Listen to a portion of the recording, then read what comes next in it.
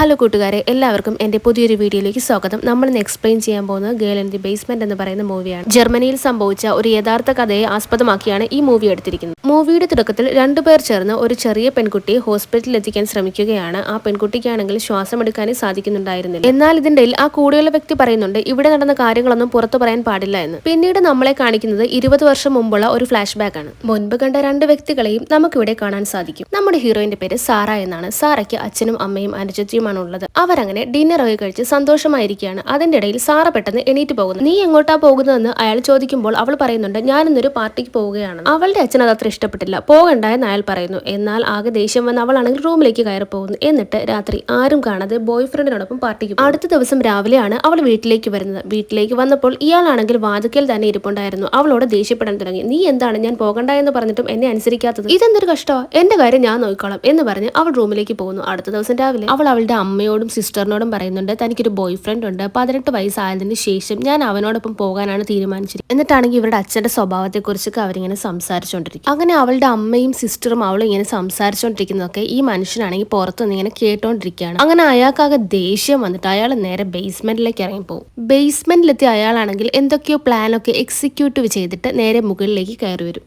അടുത്ത ദിവസം സാറയുടെ അമ്മ ഷോപ്പിങ്ങിന് പോവുകയാണ്. അപ്പോൾ ഷോപ്പിങ്ങിന് പോകാൻ വേണ്ടി വരുന്നോ എന്നൊക്കെ അവളെ വിളിക്കുന്നുണ്ട്. എന്നാൽ അവൾ പറയുന്നു ഞാൻ ബോയ് ഫ്രണ്ടുമായിട്ട് സംസാരിച്ചുകൊണ്ടിരിക്കുകയാണ്, അതുകൊണ്ട് വരുന്നില്ല എന്ന്. അങ്ങനെ സാറയുടെ അമ്മ തനിച്ചു പോവുകയാണ്. ഇതൊക്കെ അയാൾ പുറത്തു നിന്ന് നോട്ട് ചെയ്തുകൊണ്ട് നിൽക്കുന്നുണ്ട്. അങ്ങനെ ഇതാണ് യഥാർത്ഥ സമയമെന്ന് മനസ്സിലാക്കി അയാളാണെങ്കിൽ സാറയുടെ അടുത്തേക്ക് വന്നിട്ട് പറയുന്നുണ്ട് ഈ ബോക്സ് ഒക്കെ ഒന്ന് മുകളിലേക്ക് കൊണ്ടുവയ്ക്കാൻ എന്നെ ഒന്ന് ഹെൽപ്പ് ചെയ്യാമോ എന്ന്. അവളും ഓക്കെ പറഞ്ഞ് അയാളുടെ പുറകെ ചെല്ലുകയാണ്. അങ്ങനെ അവർ ആ ബോക്സുമായി നേരെ ചെല്ലുന്നത് ബേസ്മെന്റിലേക്കായിരുന്നു. ബേസ്മെന്റിലെത്തിയ സാറയാണെങ്കിൽ പുതിയൊരു റൂം അവിടെ കണ്ട് ആകെ അത്ഭുതപ്പെടുകയാണ്. ഇത്രയും വർഷം ഇവിടെ താമസിച്ചിരുന്നെങ്കിലും ഇത്തരമൊരു റൂം അവർ ഇതുവരെ കണ്ടിട്ടുണ്ടായിരുന്നില്ല. എന്നാൽ ഈ സമയം മുതലാക്കി അയാൾ നേരെ പുറത്തിറങ്ങി ഡോർ ലോക്ക് ചെയ്യുന്നു. അപകടം മനസ്സിലാക്കിയ സാറ തന്നെ പുറത്തേക്ക് വിടുമെന്ന് പറഞ്ഞ് ബഹളം വെക്കുന്നുണ്ട്. എന്നാൽ ഇതൊന്നും പുറത്ത് കേൾക്കില്ല, കാരണം ആ റൂം സൗണ്ട് പ്രൂഫ് ആയിരുന്നു. എന്നാൽ ഇവിടെ രാത്രിയായിട്ടും സാറയെ കാണാതായപ്പോൾ അവളുടെ അമ്മ ആകെ പരിഭ്രാന്തിയായിക്കൊണ്ട് അയാളോട് പറയുന്നുണ്ട് സാറ ഇത്രയും ലേറ്റ് ആകുന്ന എന്താ, നമുക്കൊന്ന് അന്വേഷിക്കണ്ടേ എന്ന്. അവൾ ബോയ് ഫ്രണ്ടിനോടൊപ്പം പോയിട്ടുണ്ടാവും എന്ന് പറഞ്ഞ് അയാൾ അവരെ സമാധാനിപ്പിക്കുന്നു. അങ്ങനെ 4 ദിവസം കടന്നുപോയി. ബേസ്മെന്റിനുള്ളിൽ ഒരു റെസ്റ്റ് റൂം പോലും ഇല്ലാതിരുന്നത് കൊണ്ട് അവളാണെങ്കിൽ അവിടെ കണ്ടൊരു വേസ്റ്റ് ബാസ്ക്കറ്റ് യൂസ് ചെയ്യുന്നു. അടുത്ത ദിവസം ബേസ്മെന്റിലേക്ക് അയാൾ വരുന്നത് മനസ്സിലാക്കിയ സാറയാണെങ്കിൽ ഒരു തൂണിന് പുറകിലായി ഒളിച്ചു നിന്ന് അയാൾ അകത്തേക്ക് കയറിയപ്പോൾ രക്ഷപ്പെടാൻ ശ്രമിക്കുന്നു. ആ റൂമിനും പാസ്വേഡ് ഉണ്ടായിരുന്നതുകൊണ്ട് അവൾക്ക് രക്ഷപ്പെടാൻ സാധിക്കുന്നുണ്ടായിരുന്നില്ല. അയാളാണെങ്കിൽ അവളുടെ മുടിക്ക് പിടിച്ച് വലിച്ച് റൂമിലേക്ക് കൊണ്ടുവരുന്നു. എന്നിട്ട് അയാൾ പറയുന്നു നീ എപ്പോൾ എന്ത് ചെയ്യണമെന്ന് തീരുമാനിക്കുന്നത് ഇനി ഞാനാണെന്ന്. എന്നാൽ സാറ അയാളെ പെട്ടെന്ന് തട്ടിമാറ്റി വീണ്ടും രക്ഷപ്പെടാൻ ശ്രമിക്കുന്നു. താൻ പറഞ്ഞത് കേട്ടില്ല എന്ന കാരണത്താൽ അയാൾ അവളെ സ്വന്തം മകളാണെന്ന് പോലും നോക്കാതെ റേപ്പ് ചെയ്യുന്നു. എന്നിട്ട് റൂമിന് പുറത്തു നിന്നിട്ട് സാറയാണെങ്കിൽ ആ റൂമിനുള്ളിൽ കിടന്ന് കഷ്ടപ്പെടുന്നതൊക്കെ ഒരു സൈക്കോയെ പോലെ കണ്ട് ഇയാൾ ആസ്വദിക്കും. അയാൾ നേരെ മുകളിലേക്ക് കയറി വരും. സാറയുടെ അമ്മയാണെങ്കിൽ ഒരു ഇൻസ്പെക്ടറെ വിളിച്ചു വരുത്തിയിട്ട് തന്റെ മകളുടെ ഡീറ്റെയിൽസ് ഒക്കെ പറഞ്ഞു കൊടുക്കുന്നുണ്ട്. എന്നിട്ട് പറയുന്നുണ്ട് കുറെ ദിവസം അവളെ കാണാതായിട്ട് ഇതുവരെ ഒരു വിവരം ലഭിച്ചിട്ടില്ല, അവളാണെങ്കിൽ ഞങ്ങളെ കോൺടാക്ട് ചെയ്തിട്ടുമില്ല എന്ന്. ഇൻസ്പെക്ടർ ഇയാളോട് ഓരോ കാര്യങ്ങൾ ചോദിക്കുമ്പോൾ ഇയാൾ പറയുന്നുണ്ട് 18 വയസ്സിന് ശേഷം അവൾ ബോയ് ഫ്രണ്ടിനോടൊപ്പം പോകുന്ന നേരത്തെ പറഞ്ഞിട്ടുള്ള കാര്യമായിരുന്നു, ഞങ്ങൾ കരുതി അങ്ങനെ പോയിട്ടുണ്ടാവുമെന്ന്. അങ്ങനെ കുറച്ച് ദിവസങ്ങൾ കടന്നു പോകുന്നു. സാറയുടെ ബോയ് ഫ്രണ്ട് ആണെങ്കിൽ അവളെ അന്വേഷിച്ച് വീട്ടിലേക്ക് വരും. അന്ന് അവളുടെ ബർത്ത്ഡേ ആയിരുന്നു. അവൾ ഏറ്റവും കൂടുതൽ ആഗ്രഹിച്ച ഒരു പിങ്ക് ഹെൽമെറ്റുമായാണ് അവൻ വീട്ടിലേക്ക് വരുന്നത്. അവൻ സാറയെ അന്വേഷിച്ചാണ് വന്നതെന്ന് മനസ്സിലായതും അയാൾ പറയും സാറ അവളുടെ ചൈൽഡ്ഹുഡ് ഫ്രണ്ടുമായി ഒളിച്ചോടിപ്പോയി എന്ന് പറഞ്ഞ് വിശ്വസിപ്പിച്ച് അവനെ അവിടെ നിന്ന് ഒഴിവാക്കും. സാറയുടെ പിറന്നാൾ ആയതുകൊണ്ട് തന്നെ അയാൾ ബേസ്മെന്റിലേക്ക് ഒരു കേക്ക് ഒരു ചുവന്ന ഡ്രസ്സുമായി വരുന്നു. എന്നിട്ട് സാറയോട് പറയുന്നുണ്ട് ഇന്ന് നിന്റെ പിറന്നാളല്ലേ, ഇത് ഇട്ടിട്ട് വരാം. ഇപ്പോൾ അയാൾ സാറയെ ഒരു നായയെ പോലെയാണ് ട്രീറ്റ് ചെയ്തുകൊണ്ടിരുന്നത്. വേറെ മാർഗമില്ലാതെ അവളും ആ ഡ്രസ്സ് ഇട്ടിട്ട് വരുന്നു. അയാൾ അവളോട് ചോദിക്കുന്നുണ്ട് നിനക്ക് എന്തെങ്കിലും ആവശ്യമുണ്ടോ എന്ന്. എന്നാൽ അവൾ പറയുന്നത് എനിക്കൊരു ടെലിവിഷൻ വാങ്ങി തരാമോ എന്നാണ്. അപ്പോൾ അയാൾ പറയുന്നത് അത് കുറച്ച് എക്സ്പെൻസീവ് ആണ്, നിനക്ക് എന്തെങ്കിലും ആവശ്യമുണ്ടെങ്കിൽ നീ തന്നെ അധ്വാനിച്ചത് ഉണ്ടാക്കണമെന്ന്. അവസാനം അവൾ ഒരു ക്ലോക്ക് ആവശ്യപ്പെടുന്നു. അയാൾ വാങ്ങി നൽകുന്ന ഓരോ വസ്തുക്കളും ശേഖരിച്ച് അവളാണെങ്കിൽ ഒരു ആയുധം ഉണ്ടാക്കി മാറ്റുകയാണ്. ഇത്തവണ അയാൾ ബേസ്മെന്റിലേക്ക് വന്നതും ഇതുപയോഗിച്ച് അയാളെ ആക്രമിക്കുന്നു. എന്നാൽ അവൾക്കാണെങ്കിൽ അധിക നേരം പിടിച്ചു നിൽക്കാൻ സാധിക്കുന്നുണ്ടായിരുന്നില്ല. അവളെ താഴേക്ക് ചവിട്ടി വീണ്ടും അയാൾ അവളെ ഉപദ്രവിക്കുന്നു. അങ്ങനെ ഒരു വർഷം കടന്നുപോയി. ഇപ്പോൾ സാറയാണെങ്കിൽ പ്രഗ്നന്റ് ആയിരിക്കുകയാണ്. റൂം ക്ലീൻ ചെയ്തുകൊണ്ടിരിക്കുമ്പോൾ അവൾക്ക് പെട്ടെന്ന് പെയിൻ കൂടുന്നു. സാറയെ ഹോസ്പിറ്റലിൽ ഈ സമയത്ത് കൊണ്ടുപോകാൻ സാധിക്കാത്തത് കൊണ്ട് തന്നെ ഈ സിറ്റുവേഷനിൽ യൂസ് ചെയ്യാനായിട്ട് ഒരു എമർജൻസി ബുക്കും അയാൾ വാങ്ങിച്ചു കൊടുത്തിട്ടുണ്ടായിരുന്നു. അങ്ങനെ അത് ഉപയോഗിച്ച് സാറ ബേസ്മെന്റിൽ ഒരു ആൺകുഞ്ഞിന് ജന്മം നൽകുന്നു. അടുത്ത ദിവസം കുറച്ച് സാധനങ്ങളുമായി അയാൾ നേരെ ബേസ്മെന്റിലേക്ക് വരുന്നു. കുട്ടിയെ നോക്കിയിട്ട് അയാൾ പറയുന്നുണ്ട്, ഇനി നിനക്ക് കൂടുതലൊന്നും ഞാൻ പറഞ്ഞു തരേണ്ടി വരില്ല എന്ന്. തന്റെ കുഞ്ഞിന് അയാൾ എന്തെങ്കിലും ചെയ്യുമോ എന്ന ഭയം കൊണ്ട് രക്ഷപ്പെടാനുള്ള എല്ലാ ശ്രമങ്ങളും അവൾ ഉപേക്ഷിച്ച് ആ ബേസ്മെന്റിൽ അങ്ങനെ കഴിഞ്ഞുകൂടും. അങ്ങനെ 4 വർഷം കഴിഞ്ഞു പോകും. സാറ ഇപ്പോൾ രണ്ടാമതും പ്രഗ്നന്റ് ആണ്. സാറയുടെ മകൾ ആഗ്നസ് കുറച്ചുകൂടി വലുതായിട്ടുണ്ട്. അവളാണെങ്കിൽ ഒരു ചിത്രമൊക്കെ വരച്ചുകൊണ്ട് വന്നിട്ട് പറയും, ഇത് അച്ഛൻ, അമ്മ, ഇതെന്റെ കൊച്ചനിയൻ. കാരണം അവൾക്കറിയില്ലല്ലോ തന്റെ മുത്തച്ഛൻ തന്നെയാണ് തന്റെ അച്ഛൻ എന്നുള്ള കാര്യം. ഇതൊക്കെ നിസ്സഹായതയോടുകൂടി സാറ നോക്കി നിൽക്കും. അങ്ങനെ സാറ അയാളോട് ചോദിക്കും, ഇനിയെങ്കിലും ഞങ്ങളെ പുറത്തു വിട്ടൂടെ എന്ന്. അയാളാണെങ്കിൽ അതിന് മറുപടി ഒന്നും തരാതെ പുറത്തേക്ക് പോകും. ഇയാളുടെ പേര് ഡോൺ എന്നാണ്. ഡോണിന് അങ്ങനെ ഓഫീസിൽ നിന്ന് പ്രമോഷൻ കിട്ടുകയാണ്. അപ്പോൾ സാറുടെ അമ്മ പറയുന്നുണ്ട്, നിനക്ക് പ്രമോഷനൊക്കെ കിട്ടിയല്ലോ, ഇനി നമ്മുടെ മകൾക്ക് വേണ്ടി കൂടുതൽ അന്വേഷിക്കാൻ ഒരു പ്രൈവറ്റ് ഡിറ്റക്റ്റീവിനെ വെക്കാമെന്ന്. ഇത് കേട്ടിട്ട് അയാൾക്കാണെങ്കിൽ ആകെ ദേഷ്യം വരികയാണ്. എന്നിട്ട് ഇയാൾ പറയും, അവളെ അന്വേഷിക്കാനായി നീ ഫ്ലോറിഡയിലേക്ക് പോയി $5000 നശിപ്പിച്ചിട്ട് വന്നിരിക്കുന്നത്. ഇനി എന്റെ കയ്യിൽ $1 പോലും അവൾക്ക് വേണ്ടി ചെലവാക്കാനില്ല. നമ്മളെ ഉപേക്ഷിച്ചു പോയവളെ അന്വേഷിക്കേണ്ട കാര്യമില്ല എന്ന് പറഞ്ഞ് അയാൾ അവിടെ എണീറ്റ് പോകും. അന്ന് ക്രിസ്മസ് ആയതുകൊണ്ട് തന്നെ അയാൾ ബേസ്മെന്റിലേക്ക് ഒരു ടിവിയുമായിട്ടാണ് വരുന്നത്. ഇത് കാണുമ്പോൾ സാറയ്ക്ക് ഒരുപാട് സന്തോഷമാവുകയാണ്. കാരണം അവർക്ക് ബേസ്മെന്റിലൊന്നും എന്റർടൈൻമെന്റിന് ഒന്നും ഉണ്ടായിരുന്നില്ലല്ലോ. ആഗ്നസ് ആണെങ്കിൽ സാറയോട് ഇതെന്താണെന്നൊക്കെ ചോദിക്കുമ്പോൾ സാറ പറഞ്ഞു കൊടുക്കുന്നത് ടി വി ആണ്. അതായത് ആ കുട്ടിക്ക് ടി വി എന്താണെന്ന് പോലും അറിയില്ല. ബേസ്മെന്റിനുള്ളിൽ ഒന്നും അറിയാതെയാണ് ആ കുഞ്ഞു വളർന്നുകൊണ്ടിരിക്കുന്നത്. അങ്ങനെ 7 വർഷം കഴിഞ്ഞു പോകും. ഇവിടെ ബേസ്മെന്റിലെ ആഗ്നസിനാണെങ്കിൽ നേരവണ്ണം ശ്വസിക്കാൻ പോലും പറ്റുന്നുണ്ടായിരുന്നില്ല. ട്രീറ്റ്മെന്റ് ഒന്നും ഇല്ലാതെ അവർ ഒരുപാട് കഷ്ടപ്പെടുകയാണ് ബേസ്മെന്റിനുള്ളിൽ. അയാളാണെങ്കിൽ കുറച്ച് മരുന്നുമായിട്ട് വരുന്നു. അത് കണ്ടിട്ട് സാറ പറയുന്നുണ്ട്, ഇത് മുതിർന്നവർക്കുള്ള മരുന്നല്ല, ഇത് കുട്ടികൾക്ക് ഉപയോഗിക്കാൻ പറ്റില്ല എന്ന്. അപ്പൊ അയാൾ പറയും, ഇത് തൽക്കാലം ഉപയോഗിച്ചാൽ മതി, നിന്റെ അമ്മ, നിന്റെ അനിയത്തിക്കും നിനക്കും എന്തെങ്കിലും അസുഖം വരുമ്പോൾ ഇതാണ് ഉപയോഗിച്ചുകൊണ്ടിരുന്നതെന്ന്. ഇതൊന്നും പറ്റില്ല, കുഞ്ഞുങ്ങൾക്കുള്ള മരുന്ന് കൊണ്ടുവരാൻ പറയുമ്പോൾ അയാൾ പറയും, നീയല്ലേ അവളുടെ അമ്മ, ഇതൊക്കെ മാനേജ് ചെയ്യേണ്ട ഉത്തരവാദിത്വം നിന്റെയാണ് പറഞ്ഞ് അയാൾ ദേഷ്യത്തോടുകൂടി അവിടെ നിന്ന് ഇറങ്ങിപ്പോകും. അങ്ങനെ ഒരു ദിവസം രാത്രി ആഗ്നസ് സാറയോട് പറയും, എനിക്ക് ഉറക്കം വരുന്നില്ല, എനിക്ക് എന്തെങ്കിലും കഥ പറഞ്ഞു തരാമോ എന്ന്. അപ്പോൾ സാറയാണെങ്കിൽ സ്വന്തം കഥ തന്നെ ഒരു ചിത്രകഥാ രൂപത്തിൽ അവൾക്ക് പറഞ്ഞു കൊടുക്കും. എന്നാൽ ഇവിടെ സാറയുടെ ബോയ് ഫ്രണ്ടിനാണെങ്കിൽ അവളെ മറക്കാൻ പറ്റുന്നുണ്ടായിരിക്കില്ല. അപ്പൊ അവൻ വീണ്ടും അവളെ അന്വേഷിച്ച് ആ വീട്ടിലേക്ക് വരും. അവനാണെങ്കിൽ സാറയുടെ സിസ്റ്റർ ആമിയോട് ചോദിക്കും, കഴിഞ്ഞ തവണ ഞാനിവിടെ വന്നപ്പോൾ നിന്റെ ഡാഡി പറഞ്ഞത് സാറ അവളുടെ ചൈൽഡ്ഹുഡ് ഫ്രണ്ടുമായി ഒളിച്ചോടി പോയി എന്നാണല്ലോ. എനിക്കതിൽ വലിയ വിശ്വാസമില്ല, അതുകൊണ്ടാണ് ഞാൻ വീണ്ടും വന്നതെന്ന് പറയുമ്പോൾ അവളാണെങ്കിൽ ആകെ ഒന്നും തിരിയാത്ത രീതിയിൽ നിൽക്കും. കാരണം അവൾ പറയും, സാറ എങ്ങോട്ടും ഒളിച്ചോടി പോയിട്ടില്ല, എന്തിനാ നിന്നോട് അയാൾ അങ്ങനെ പറഞ്ഞതെന്ന് എനിക്ക് മനസ്സിലാവുന്നില്ല എന്ന്. ഈ ചില സമയത്തൊക്കെ തോന്നും, അച്ഛൻ തന്നെയാണോ സാറയെ അപകടപ്പെടുത്തിയതെന്ന്. അന്ന് രാത്രി ഈ കാര്യങ്ങളൊക്കെ ആമിയും അവളുടെ അമ്മയും കൂടെ അയാളോട് ചോദിക്കും, എന്തിനാ ഇങ്ങനെയൊക്കെ നീ പറഞ്ഞത്, എനിക്കിപ്പോ നിന്നെ സംശയമുണ്ട്, നീയാണോ എന്റെ മകളെ എന്തെങ്കിലും ചെയ്തതെന്ന്. ഞാൻ എന്തായാലും ഒരു പ്രൈവറ്റ് ഡിറ്റക്റ്റീവിനെ വെക്കാൻ പോവാണ്, നിന്റെ ക്യാഷ് ഒന്നും ആവശ്യമില്ല, ഞാൻ തന്നെ അധ്വാനിച്ച് പൈസ ഉണ്ടാക്കി ചെയ്തോളാം. അങ്ങനെ ഇവർ രണ്ടുപേരും ഇങ്ങനെ വഴക്കിടുന്നതിനിടയിൽ അയാളാണെങ്കിൽ അബദ്ധത്തിൽ ആ കീ ആ സോഫയിൽ വെച്ച് മറന്നിട്ട് പോകും. സാറയുടെ സിസ്റ്റർ ആമി ഇത് കാണും. ഇവൾക്കൊരു ഡൗട്ട് തോന്നും, കൂടുതൽ നേരം അയാൾ ബേസ്മെന്റിലാണല്ലോ സമയം ചെലവഴിക്കുന്നത്, ബേസ്മെന്റിൽ എങ്ങാനും അവളെ പൂട്ടിയിട്ടുണ്ടോ എന്നുള്ള ഡൗട്ടിൽ അവളാണെങ്കിൽ ആ കീ എടുത്തോണ്ട് ബേസ്മെന്റ് തുറക്കാൻ വേണ്ടി ചെല്ലും. ഈ സമയത്ത് സാറയാണെങ്കിൽ 3ാമത്തെ കുഞ്ഞിനെ പ്രസവിച്ചുകൊണ്ടിരിക്കുകയായിരിക്കും. അങ്ങനെ ആമിയാണെങ്കിൽ ബേസ്മെന്റ് നോക്കുമ്പോൾ ആകെ അത്ഭുതപ്പെടുകയാണ്. കാരണം ഒരു സ്ത്രീക്ക് ആവശ്യമായിട്ടുള്ള എല്ലാ വസ്തുക്കളും അയാൾ അവിടെ വാങ്ങിച്ചു വെച്ചിട്ടുണ്ടായിരുന്നു. ബേസ്മെന്റ് കീ നഷ്ടപ്പെട്ടത് മനസ്സിലായതുകൊണ്ട് തന്നെ പെട്ടെന്ന് തന്നെ ഡോൺ താഴേക്ക് വരികയാണ്. അവിടെ ആമിയെ കണ്ടതും അയാൾ ചോദിക്കും, നീ അന്വേഷിച്ചു വന്ന് എന്തെങ്കിലും നിനക്ക് ലഭിച്ചോ എന്ന്. അവളാണെങ്കിൽ ദേഷ്യത്തോടു കൂടി പറയുന്നുണ്ട്, എനിക്ക് നിന്നെ തന്നെയാണ് സംശയം. അത് കേട്ടതും ആകെ ദേഷ്യത്തോടു കൂടി കീ തിരിച്ചു വാങ്ങി അവളെ അയാൾ അവിടുന്ന് പുറത്തു. അങ്ങനെ സാറ അവളുടെ 3ാമത്തെ കുഞ്ഞിനെ പ്രസവിച്ചു. എന്നിട്ട് അവൾ ഡോണിനോട് പറയുന്നുണ്ട്, ഈ കുഞ്ഞിനെങ്കിലും മുകളിലേക്ക് കൊണ്ടുപോയി വളർത്തണം, ഇവനെങ്കിലും ആരോഗ്യത്തോടെ ഇരിക്കുമല്ലോ. ആദ്യമൊന്നും അയാൾ അതിന് സമ്മതിക്കുന്നുണ്ടായിരുന്നില്ല.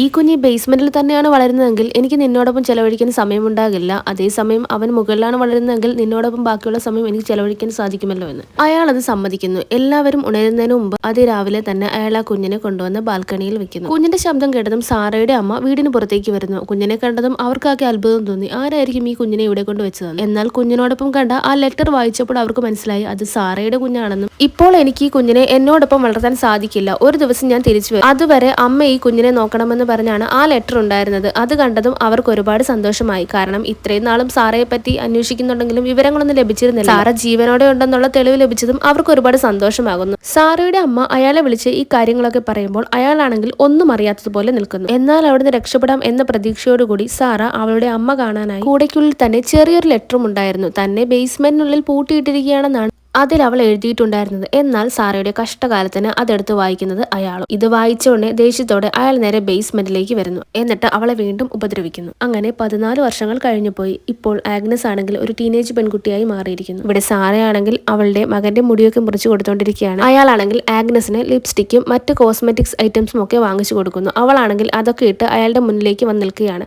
സ്വന്തം മകളാണെന്ന് പോലും നോക്കാതെ അയാൾ അവളെയും മോശമായി നോക്കുന്നു. ഇത് കണ്ട സാറ അയാളുടെ അടുത്തേക്ക് വന്നിട്ട് പറയുന്നുണ്ട്, എന്റെ മകളെ നീ ഇനി തൊടാൻ പാടില്ല എന്ന്. അതിനുശേഷം ആഗ്നസിനോട് പറയുന്നുണ്ട് ഇനി ലിപ്സ്റ്റിക്കോ മറ്റുള്ള വസ്തുക്കളോ നീ ഉപയോഗിക്കാൻ പാടില്ല എന്ന്. ഇതൊക്കെ കേട്ട് ചിരിച്ചുകൊണ്ട് അയാൾ ബേസ്മെന്റിന് പുറത്തേക്ക് പോകുന്നു. അതിനുശേഷം ഇലക്ട്രിസിറ്റി ഓഫ് ആക്കുന്നു. ഇലക്ട്രിസിറ്റി കട്ടായതും ആ റൂമിലെ ഓക്സിജന്റെ അളവ് കുറയുന്നു. അങ്ങനെ ശ്വസിക്കാനായി അവർ വെന്റിലേറ്ററിന്റെ അടുത്ത് വന്നിരിക്കുന്നു. അങ്ങനെ സാറയുടെ ജീവിതം ബേസ്മെന്റിനുള്ളിൽ തുടങ്ങിയിട്ട് 17 വർഷങ്ങൾ കഴിഞ്ഞിരിക്കുന്നു. ഒരു ദിവസം അവിടെ നല്ല രീതിയിൽ മഴ പെയ്യാൻ തുടങ്ങി. ഇവർ ബേസ്മെന്റിലാണല്ലോ താമസിക്കുന്നത്. അത്യാവശ്യം കുറച്ച് പഴക്കമുള്ള ബിൽഡിംഗ് ആയതുകൊണ്ട് തന്നെ അത് ചെറിയ രീതിയിൽ ചോരാൻ തുടങ്ങുന്നു. എന്നാൽ ഈ മഴത്തുള്ളികൾ വന്ന് വീഴുന്നത് മേരി ഇരിക്കുന്ന സൈഡിലായിരുന്നു. അവൾ അത് കണ്ടതും സാറയെ വിളിച്ചു കാണിക്കുന്നു. എന്നാൽ ഇവിടേക്ക് വന്നിട്ട് ഇതുവരെ മഴയോ അങ്ങനെയുള്ള ഇമോഷൻസ് ഒന്നും അവർക്ക് അനുഭവിക്കാൻ പറ്റിയിട്ടില്ലല്ലോ. അത് കാണുമ്പോൾ തന്നെ അവൾക്ക് വളരെ സന്തോഷമാകുന്നു. ഇവിടെ അമ്മയാണെങ്കിൽ സാറയുടെ മുറിയിൽ വന്നിരിക്കുകയാണ്. അവളുടെ പഴയ മെമ്മറീസും ഒക്കെ ഇങ്ങനെ ആലോചിച്ചുകൊണ്ടിരിക്കുമ്പോൾ സാറയുടെ മകൻ അവരുടെ അടുത്ത് വന്നിരിക്കും. അപ്പോൾ അവര് നിന്റെ അമ്മ ഉറപ്പായും തിരിച്ചു വരും, അവളൊരു ധൈര്യശാലിയാണ് എന്നൊക്കെ പറഞ്ഞ് അവനെ സമാധാനിപ്പിക്കുകയാണ്. അതേസമയം ഇവിടെ താഴെയാണെങ്കിൽ സാറ പ്രഗ്നന്റ് ആണെന്ന് പോലും നോക്കാൻ ഒരു ടേബിൾ വലിച്ചിട്ട് അതിന്റെ മുകളിൽ കയറി നിന്നുകൊണ്ട് ആ ചോർച്ചയുള്ള ഭാഗം തുറക്കാൻ ശ്രമിക്കും. അങ്ങനെ ഇവളാണെങ്കിൽ ആ ഭാഗം തുറന്ന് ഏകദേശം വലിയൊരു ഹോളാക്കി മാറ്റുന്നുണ്ട്. എന്നിട്ടൊരു ടോർച്ച് ലൈറ്റ് ഉപയോഗിച്ച് മുകളിലേക്ക് ഇങ്ങനെ ലൈറ്റ് അടിച്ച് കാണിച്ചുകൊണ്ടിരിക്കും. ഇതാണെങ്കിൽ അതുവഴി പോയ ഒരു നെയ്ബർ കാണുന്നുണ്ട്. ആ ലൈറ്റ് കാണുന്ന ഭാഗത്ത് എന്താണെന്ന് പോയി നോക്കാതെ ഇയാൾ നേരെ വീട്ടിലേക്ക് ചെന്ന് കോണിംഗ് ബെൽ അടിക്കുന്നു.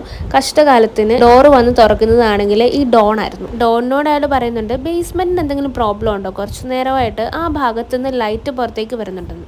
ഇയാളാണെങ്കിൽ ഞാൻ ചെക്ക് ചെയ്ത് നോക്കട്ടെ എന്ന് പറഞ്ഞിട്ട് ആ നൈബറെ അവിടുന്ന് ഒഴിവാക്കും. സാറയുടെ പണിയാണിതെന്ന് മനസ്സിലായ അയാളാണെങ്കിൽ ദേഷ്യത്തോടെ ബേസ്മെന്റിലേക്ക് വരുന്നു. ഈ സമയം സാറയാണെങ്കിൽ ഇതൊന്നും അറിയാതെ മുകളിലേക്ക് ടോർച്ച് അടിച്ചുകൊണ്ടിരിക്കുകയായിരുന്നു. ഡോൺ ബേസ്മെന്റിലേക്ക് വരുന്ന ശബ്ദം കേൾക്കുമ്പോൾ അയാൾ വരുന്നത് മനസ്സിലാക്കി അവൾ പെട്ടെന്ന് ആ ടേബിളിൽ നിന്ന് താഴേക്ക് ഇറങ്ങി ഒന്നും സംഭവിച്ചിട്ടില്ല എന്ന മട്ടിൽ നിൽക്കും. എന്നാൽ ഇയാൾ വന്ന പാടെ സാറ പ്രഗ്നന്റ് ആണെന്ന് പോലും നോക്കാതെ അവളെ ഉപദ്രവിക്കാൻ തുടങ്ങുന്നു. എന്നാൽ സാറയുടെ നിലവിളി കേട്ട് കുട്ടികൾ പെട്ടെന്ന് ഉണരുകയും അവർ സാറയുടെ അടുത്തേക്ക് ചെല്ലുകയും ചെയ്യുന്നു. അതുകൊണ്ട് തന്നെ അയാൾ സാറയെ വിട്ട് അവിടെ ഉണ്ടായിരുന്ന വസ്തുക്കൾ എറിഞ്ഞുടയ്ക്കാൻ തുടങ്ങുന്നു. ഒരുപാട് തല്ല് കൊണ്ടതുകൊണ്ട് തന്നെ അവൾക്ക് പെട്ടെന്ന് പ്രസവവേദന വരുന്നു. അങ്ങനെ അവൾ ഒരു കുഞ്ഞിനെ പ്രസവിക്കുന്നു. അതാണെങ്കിൽ മരണപ്പെട്ടു പോവുകയും ചെയ്യുന്നു. ആ കുഞ്ഞിനെ ആ ടേബിളിന് മുകളിലേക്ക് വെച്ച് അയാൾ വരുന്നതും കാത്ത് അവൾ അവിടെ ഇരിക്കുന്നു. എന്നാൽ ഇത്രയും ചെയ്തിട്ടും അയാൾക്ക് യാതൊരു കൂസലും ഉണ്ടായിരുന്നില്ല. ആ കുഞ്ഞിനെ എടുത്തുകൊണ്ട് സാറേ കുഞ്ഞ് മരണപ്പെട്ടത് ആലോചിച്ച് ഒരുപാട് വിഷമിച്ചുകൊണ്ടിരിക്കുകയാണ്.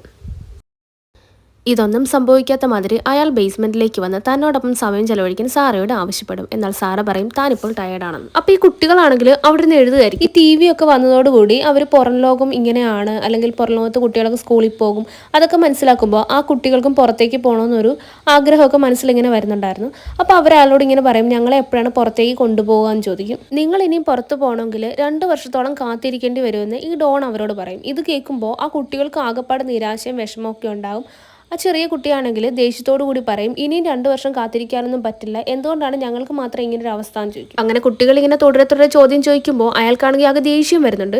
അപ്പോൾ ഇയാൾ സാറയോട് പറയും കുട്ടികളെ നിയന്ത്രിക്കാൻ നിനക്ക് അറിയാത്തതുകൊണ്ടാണെന്ന് പറഞ്ഞ് അയാൾ സാറയോട് ദേഷ്യം. എന്നിട്ട് അയാൾ നേരെ ഇറങ്ങി പോവുകയും ചെയ്യും. സാറ കുട്ടികളോട് പറയും ഇപ്പോൾ എന്തായാലും ഇത് സാധിക്കില്ല, നിങ്ങൾ ഞാൻ പറയുന്ന കേൾക്കണം, ഇങ്ങനെ ഒന്നും പറയാൻ പാടില്ല എന്നൊക്കെ പറയും. അപ്പോൾ സാറയോട് ഈ മകൻ പറയുന്നുണ്ട് അമ്മ ഒരാൾ കാരണമാണ് ഞങ്ങൾ ഇവിടെ പെട്ട് കിടക്കുന്നത്. അതുകൂടെ കേൾക്കുമ്പോൾ സാറയ്ക്ക് ആകെ ദേഷ്യം വരും. നിങ്ങൾക്ക് വേണ്ടിയാണ് ഞാൻ ഇത്രയും കഷ്ടപ്പെടുന്നതെന്ന് പറഞ്ഞുകൊണ്ട് എന്നിട്ട് അവിടെയുള്ള വസ്തുക്കളൊക്കെ തട്ടി നിലത്തിടുകയും എറിയുകയും ഒക്കെ ചെയ്യും. അമ്മ ഇങ്ങനെ വയലൻ്റായി അവർ ആദ്യമായിട്ടാണ് കാണുന്നത്. ഈ പ്ലഷറൊക്കെ സഹിക്കാനാവാതെ ആകെ തളർന്ന് അവളാണെങ്കിൽ വീടിൻ്റെ ഒരു മൂലയിലേക്ക് വന്ന് ചുരുണ്ടുകൂടി കിടക്കും. എന്നാൽ ഈ സമയത്ത് അവൾ അവളുടെ പഴയ കാര്യങ്ങളൊക്കെ ആലോചിക്കുകയാണ്. ബോയ് ഫ്രണ്ടുമായിട്ട് ഒരുമിച്ചിരുന്നതും അവർ പറഞ്ഞ ഓരോ കാര്യങ്ങളൊക്കെ ആലോചിച്ച് അവൾ അവിടെ കിടന്നുറങ്ങുകയാണ്. കുട്ടികൾക്ക് അവളുടെ ഈ അവസ്ഥ മനസ്സിലാവുകയും അവരവിടെയൊക്കെ ക്ലീൻ ചെയ്യുകയും ചെയ്യും. ക്ലീനൊക്കെ ചെയ്ത ശേഷം സാറയെ വിളിച്ചെഴുന്നേപ്പിച്ച് അവരൊരു കോഫിയൊക്കെ ഉണ്ടാക്കി കൊടുക്കുന്നു. അതിനുശേഷം അവളോട് കാര്യങ്ങളൊക്കെ വിശദമായി ചോദിക്കുന്നു. കാര്യങ്ങളൊന്നും മറച്ചു വെച്ചിട്ട് ഇനി കാര്യമൊന്നുമില്ല എന്ന് മനസ്സിലാക്കി സാറയാണെങ്കിൽ അവളുടെ ലൈഫിൽ സംഭവിച്ച എല്ലാ കാര്യങ്ങളും കുട്ടികളോട് പറയും. ഇതൊക്കെ കേട്ടതും ആഗ്നസിന് വീണ്ടും ശ്വാസം മുട്ടലുണ്ടാകുന്നു. അങ്ങനെ അവർ ആ വെന്റിലേഷന്റെ അടുത്തേക്ക് വന്നിരുന്ന് ശ്വസിക്കുകയാണ്. അങ്ങനെ ആഗ്നസിന് എല്ലാം ഓക്കെ. അടുത്ത ദിവസം ഡോൺ ആണെങ്കിൽ കുറച്ച് സാധനങ്ങളൊക്കെ ആയിട്ട് ബേസ്മെന്റിലേക്ക് വരുന്നുണ്ട്. അപ്പൊ സാറ അത് ചെക്ക് ചെയ്തിട്ട് ചോദിക്കും ഇത്രയും കുറച്ച് സാധനങ്ങൾ കൊണ്ട് ഞങ്ങൾ 3 പേരും എങ്ങനെയാണ് ഇവിടെ കഴിയുക? അപ്പൊ ഈ ഡോൺ ആണെങ്കിൽ ഇതിൽ കൂടുതൽ സാധനങ്ങളൊന്നും തരാൻ പറ്റില്ല എന്ന് പറഞ്ഞിട്ട് ഈ സാറയെ കളിയാക്കാൻ തുടങ്ങും. ഇത് കേട്ട് ആ പയ്യന് ദേഷ്യം വരികയും ഞങ്ങൾക്ക് സത്യങ്ങളൊക്കെ മനസ്സിലായെന്ന് പറഞ്ഞ് അയാളെ ആക്രമിക്കാൻ തുടങ്ങുകയും ചെയ്യും. സാറ അവനെ പിടിച്ചു മാറ്റും. അയാൾ വീണ്ടും ദേഷ്യം വന്നിട്ട് മുകളിലേക്ക് പോയി ഇലക്ട്രിസിറ്റി കട്ടാക്കും. വീണ്ടും അവിടെ ഓക്സിജന്റെ ലെവൽ കുറയുകയാണ്. അങ്ങനെ ഒരു ദിവസം ഈ ഡോണിന്റെ ജോലി പോകും. ഇത്രയും നാൾ ഉണ്ടാക്കിയ പൈസയൊക്കെ എവിടെ പോയി ചോദിച്ച് സാറയുടെ അമ്മ അയാളോട് ചൂടാവാൻ തുടങ്ങും. കൂടാതെ ഇയാൾക്ക് ലോൺ കംപ്ലീറ്റ് ചെയ്യാത്തതിന്റെ നോട്ടീസും ബാങ്കിൽ നിന്ന് വരും. ഇപ്പോൾ ജോലിയൊന്നും ഇല്ലാത്തതുകൊണ്ട് തന്നെ 2 കുടുംബം ഒരുമിച്ച് കൊണ്ടുപോകാൻ പറ്റില്ല എന്ന് അയാൾക്ക് മനസ്സിലാവും. അതുകൊണ്ട് തന്നെ ഇയാൾ സാറയും മക്കളെയും കൊല്ലാമെന്ന് തീരുമാനിക്കും. കാറിലെ കാർബൺ മോണോക്സൈഡ് അടങ്ങിയ പുക ഒരു ട്യൂബ് ഉപയോഗിച്ച് വെന്റിലേഷനിലൂടെ കടത്തിവിടാൻ ശ്രമിക്കും. എന്നാൽ പെട്ടെന്ന് സാറയുടെ മകൻ അവിടേക്ക് വരുന്നു. തോമസിനെ കാണുമ്പോൾ ഇയാൾ ആ ശ്രമം പതുക്കെ ഉപേക്ഷിക്കും. അടുത്ത ദിവസം ഈ തോമസിന്റെ ബാസ്കറ്റ്ബോൾ ടീമിന്റെ ഒരു പാർട്ടി നടത്തിക്കൊണ്ടിരിക്കുകയായിരിക്കും ഒരു വീട്ടിൽ. അപ്പോൾ ഇയാളാണെങ്കിൽ അവിടെ ഗ്രില്ലഡ് ചിക്കനൊക്കെ ഉണ്ടാക്കുന്നുണ്ട്. ഇതിന്റെ ഈ പുകയാണെങ്കിൽ നേരെ ബേസ്മെന്റിലേക്കാണ് ചെല്ലുന്നത്. ബേസ്മെന്റിലേക്ക് ഈ പുക എത്തിയതും ഈ ആഗ്നസിനാണെങ്കിൽ ശ്വാസം മുട്ടാൻ തുടങ്ങും. തീരെ പറ്റുന്നില്ല എന്നൊരു അവസ്ഥയിലേക്ക് അവൾ എത്തിപ്പെടാൻ തുടങ്ങും. രാത്രിയാകുമ്പോൾ ഡോൺ ബേസ്മെന്റിലേക്ക് വരും. അപ്പോൾ തന്നെ സാറ ബഹളം വെക്കുന്നുണ്ട്. ഇവൾക്ക് ഇപ്പോൾ ഒരു ഡോക്ടറിനെയാണ് ആവശ്യം, ഇനിയും നല്ല ട്രീറ്റ്മെന്റ് കൊടുത്തില്ലെങ്കിൽ ഇവള് മരിച്ചു പോകുന്നു. തീരെ നിവൃത്തിയില്ലാന്ന് മനസ്സിലാകുമ്പോൾ അയാളും സമ്മതിക്കും. അങ്ങനെ എല്ലാവരും രാത്രി ഉറങ്ങിയതിനു ശേഷം ഇയാള് ഇവരെ കൊണ്ട് മുകളിലേക്ക് വരും. അപ്പോൾ ഒത്തിരി വർഷങ്ങൾക്ക് ശേഷം തന്റെ വീട് കാണാൻ നേരത്ത് നമ്മുടെ സാറയ്ക്കാണെങ്കിൽ സന്തോഷമാണോ സങ്കടമാണോ എന്ത് ചെയ്യണോന്ന് അറിയില്ല. അങ്ങനെ അവർ കാറിൽ നേരെ ഹോസ്പിറ്റലിലേക്ക് എത്തും. നമ്മള് മൂവിയുടെ തുടക്കത്തിൽ കണ്ട സീനുകളൊക്കെയാണ് ഇതൊക്കെ. അപ്പോൾ ആഗ്നസിനെ ട്രീറ്റ് ചെയ്യുന്ന ആ നേഴ്സ് വന്നിട്ട് ചോദിക്കുന്നുണ്ട്, ഈ കുട്ടിക്ക് എത്ര വർഷമായി ഇതൊക്കെ തുടങ്ങിയിട്ട് ഇതുവരെ ഇവൾക്കൊരു പ്രതിരോധ കുത്തിവയ്പ് പോലും എന്തുകൊണ്ട് എടുത്തില്ല എന്ന്. സാറ എപ്പോ ഒന്നും മിണ്ടാതിരിക്കും. ഇയാൾ പറയും അവള് ഒരു വയ്യാത്ത കുട്ടി ആയതുകൊണ്ട് തന്നെ അവളെ പുറത്തോട്ടൊന്നും വിടാതെ വീട്ടിൽ തന്നെയാണ് പഠിപ്പിക്കുന്നത്, അതുകൊണ്ടാണെന്നൊക്കെ ഇങ്ങനെ പറഞ്ഞ് അയാൾ തടുക്കും. എന്നിട്ട് നേഴ്സ് സാറയ്ക്ക് ഒരു ഫോം ഫില്ല് ചെയ്യാൻ കൊടുക്കും.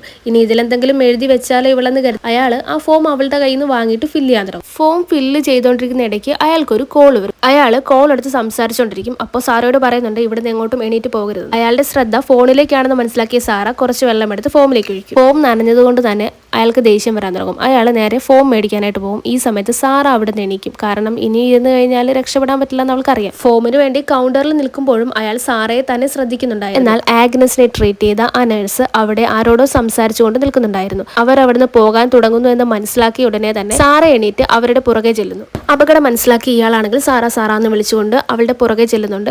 എന്നാൽ ഇനിയും ഇയാളുടെ അടുത്തേക്ക് പോകാൻ താല്പര്യം ഇല്ലാത്തതുകൊണ്ട് തന്നെ അവൾ പെട്ടെന്ന് ചെന്നിട്ട് ആ നഴ്സിന്റെ അടുത്ത് നിന്ന് ഹെൽപ്പ് ചോദിക്കുന്നു. അവളെ രക്ഷിക്കണമെന്ന് പറഞ്ഞ് അവൾക്ക് സംഭവിച്ച കാര്യങ്ങളൊക്കെ പറയും. ഇവരുടെ പെരുമാറ്റത്തിലൊക്കെ ആദ്യം തന്നെ ഒരു ഡൗട്ട് ആ നേഴ്സിന് തോന്നുന്നുണ്ടായിരുന്നു. അതുകൊണ്ട് തന്നെ അടുത്ത് നിന്നൊരു ഇൻസ്പെക്ടറിനോട് ആ നേഴ്സ് കാര്യം പറയും. ഇത് മനസ്സിലാക്കിയ അയാളാണെങ്കിൽ അവിടുന്ന് രക്ഷപ്പെടാൻ ശ്രമിക്കുന്നു. പക്ഷെ ആ ഇൻസ്പെക്ടർ അയാളെ പുറകെ ചെന്ന് പിടികൂടും. അങ്ങനെ നമ്മുടെ ആഗ്നസ് കണ്ണു തുറക്കുമ്പോൾ പുതിയൊരു സ്ഥലമാണ് കാണുന്നത്. പുതിയ സ്ഥലം കണ്ടതും ആഗ്നസ് പേടിക്കാൻ തുടങ്ങി. എന്നാൽ സാറ അവളെ സമാധാനിപ്പിക്കുന്നു. ഡോണിനെ അവർ അറസ്റ്റ് ചെയ്തു. ഇനി നമുക്ക് ബേസ്മെന്റിലേക്ക് തിരിച്ചു പോകേണ്ടി വരില്ല, നമ്മളിപ്പോൾ സേഫ് ആണെന്ന് പറയുന്നു. അങ്ങനെ താൻ സേഫ് ആണെന്ന് മനസ്സിലായതും ആഗ്നസിനും സമാധാനമാകുന്നു. അങ്ങനെ റെസ്ക്യൂ ടീം സാറയുടെ മകനെയും ബേസ്മെന്റിൽ നിന്ന് രക്ഷിക്കുകയാണ്. പുറത്തേക്ക് വന്നതും അവന്റെ ബോഡി റിയാക്ട് ചെയ്യാൻ തുടങ്ങുന്നു. ഇതൊക്കെ കണ്ട് ആകെ അമ്പരം നിൽക്കുകയാണ് സാറയുടെ അമ്മയും സാറയുടെ മൂന്നാമത്തെ മകനും. സാറയും മക്കളെയും തിരിച്ചു കിട്ടുന്നു എന്ന് മനസ്സിലാക്കിയപ്പോൾ ഇതൊക്കെ കണ്ട് സന്തോഷിക്കണോ അതോ വിഷമിക്കണോ എന്നുള്ള അവസ്ഥയിലായിരുന്നു സാറയുടെ അമ്മ. തന്റെ മകൾ ഇത്രയും നാളും ബേസ്മെന്റിൽ ഉണ്ടായിട്ട് തനിക്ക് അറിയാൻ സാധിച്ചില്ലല്ലോ എന്നോർത്ത്. അങ്ങനെ സാറയും കുടുംബവും മറ്റൊരു വീട്ടിലേക്ക് മാറുകയാണ്. ഇപ്പോൾ ആഗ്നസും അവളുടെ സഹോദരങ്ങളും വളരെ സന്തോഷത്തിലാണ്. ഇനി അവർക്ക് ആരെയും പേടിക്കേണ്ട ആവശ്യമില്ലല്ലോ.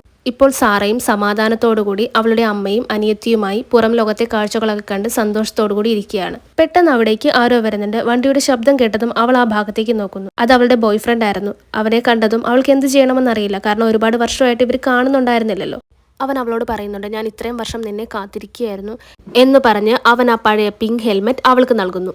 എന്നാൽ ഇത് കാണുമ്പോൾ നമ്മുടെ സാറയ്ക്ക് ഒരുപാട് സന്തോഷമാകുകയാണ്. കാരണം അവരൊരുമിച്ചുണ്ടായിരുന്ന സമയത്ത് എനിക്ക് നിന്നോടൊപ്പം ലോകം ചുറ്റി കാണണമെന്ന് പറഞ്ഞ് അവൾ ആവശ്യപ്പെട്ടതായിരുന്നു ആ ഹെൽമെറ്റ്. അങ്ങനെ അവളുടെ സ്വപ്നം യാഥാർത്ഥ്യമാകുന്നത് കാണിച്ചുകൊണ്ട് ഈ സിനിമ ഇവിടെ അവസാനിക്കുകയാണ്. അപ്പോൾ ഈ മൂവിയുടെ എക്സ്പ്ലനേഷൻ ഇഷ്ടപ്പെട്ടാൽ ലൈക്ക് ചെയ്യാനും കമൻറ്റ് ചെയ്യാനും ഒന്നും മറക്കരുത്. അതേപോലെ നമ്മുടെ പുതിയ കൂട്ടുകാരൊക്കെ ഒന്ന് സബ്സ്ക്രൈബ് ചെയ്തേക്കണം.